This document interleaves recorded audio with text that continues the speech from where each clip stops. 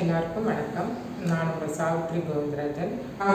இன்னைக்கு பார்த்திங்கன்னா நம்ம டிஃபனுக்கு இட்லி, தோசை, சப்பாத்திக்கெல்லாம் ஆகிற மாதிரி ஒரு தக்காளி சாம்பார் தான் வைக்க போகிறோம். ஒரு குக்கர் எடுத்துட்டுங்க. தக்காளி பழம் பார்த்திங்கன்னா நல்ல பெரிய பழமாக ஒரு 4 பழம் எடுத்துருக்குறேன். நல்லா கனிஞ்ச பழமும் எடுத்துருக்குறேன். பெரிய வெங்காயம், மீடியம் சைஸ் வெங்காயம் 2 எடுத்துருக்குறேன். கொஞ்சம் இருக்கட்டும், நமக்கு தாளிக்கிறதுக்கு வேணும். காரத்துக்கு பார்த்திங்கன்னா பச்சை மிளகா 2 சேர்த்துருக்கேன். ஒரு 5-6 பல்லு பூண்டு இது கூட சேர்த்துருக்கேன். மஞ்சத்தூள் ஒரு 1/4 ஸ்பூன் சேர்த்துக்கலாங்க. சாம்பார் தூள் தான் சேர்க்கணுங்க இருக்குது. நீங்கள் குழம்பு மிளகாத்தூள் இருந்தால் கூட சேர்த்துக்கலாம். சாம்பார் தூள் 1 ஸ்பூன் சேர்த்துருக்குறேன். இதுக்கு தேவையான உப்பு. இப்போ இதெல்லாம் சேர்த்துங்க. தண்ணி பார்த்திங்கன்னா ஒரு 2 டம்ளர் தண்ணி, ஒரு 2 டம்ளர் தண்ணி இதில் சேர்த்துருக்கேன். இப்போ இதை அடுப்பில் வச்சு ஒரு 3 விசில் வர்ற வரைக்கும் நம்ம விடணும். மூடி போட்டு 3 விசில் வரட்டுங்க, அப்புறம் பார்க்கலாம். 3 விசில் விட்டு ஆஃப் பண்ணியாச்சு. இப்போ ஸ்டீமும் போயிடுச்சு.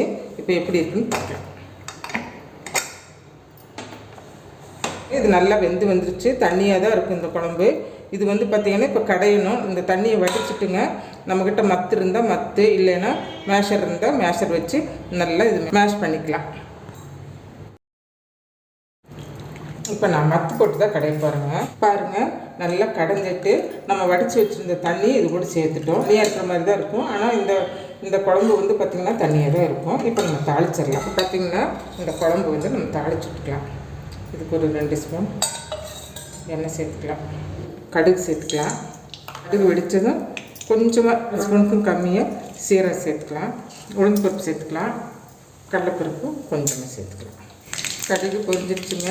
நம்ம ஒரு கை வெங்காயம் கட் பண்ணி வச்சுருக்கோம், அது சேர்த்துக்கலாம். நீங்கள் வெங்காயம் இந்த மாதிரி நீள வாக்கில் வேணாலும் கட் பண்ணிக்கலாம், இன்னும் சின்னதாக கூட கட் பண்ணி போட்டுக்கலாம்.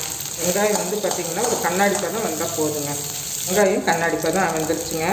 இப்போ நம்ம கருவேப்பிலை போட்டு சேர்த்துக்கலாம். தக்காளி கடைஞ்சி வச்சுருக்குறோம் இல்லைங்களா, அது இதில் சேர்த்துக்கலாம். இதில் இன்னும் 1 டம்ளர் தண்ணி நம்ம சேர்த்தணுங்க. ஏன்னா இதில் நம்ம கடலை மாவு 2 ஸ்பூன் கலக்கி இதில் ஊற்றுறதுனால இன்னும் கெட்டி ஆயிடும். அதனால் இப்போ இதில் இனி 1 டம்ளர் தண்ணி சேர்த்தணும். நான் ஹாட் வாட்டர் 1 டம்ளர் சேர்த்த அளவுக்கு நமக்கு லூஸாக இருக்கணும். கொத்தமல்லி தழை துவிக்கலாம். பெருங்காயத்தூள் சேர்த்துக்கலாங்க. இப்போ நான் கடலை மாவு பார்த்திங்கன்னா 2 ஸ்பூன், இந்த ஸ்பூனுக்கு 2 ஸ்பூன் எடுத்து தண்ணி ஊற்றி கட்டி இல்லாமல் கலக்கி வச்சுருக்கேன். இப்போ இந்த குழம்பு கொதிக்க ஆரம்பிக்கும் போது இதை நம்ம இதில் ஊற்றி கை விடாமல் கலக்கணும். குழம்பு கொதிக்க ஆரம்பிச்சிருச்சு. மாவு கலக்கி வச்சுருக்கேன் இல்லைங்களா, அடுப்பு கொஞ்சம் மீடியமாக வச்சுட்டு இதை ஊற்றிடலாங்க. ஊற்றிட்டு கலக்கிட்டே இருக்கணுங்க, இல்லைன்னா டக்குன்னு கெட்டி ஆயிருங்க. நம்ம இதை இறக்கிடலாம். ரொம்ப ஈஸியானதுங்க. நமக்கு ஒரு 4 தக்காளி 5 தக்காளி வச்சுட்டு ஒரு 5-6 பேர் சாப்பிட்ற அளவுக்கு இந்த குழம்பு செஞ்சுக்கலாம். இட்லி ரெடி ஆயிடுச்சு. இந்த குழம்பு இந்த மாதிரி ஊற்றி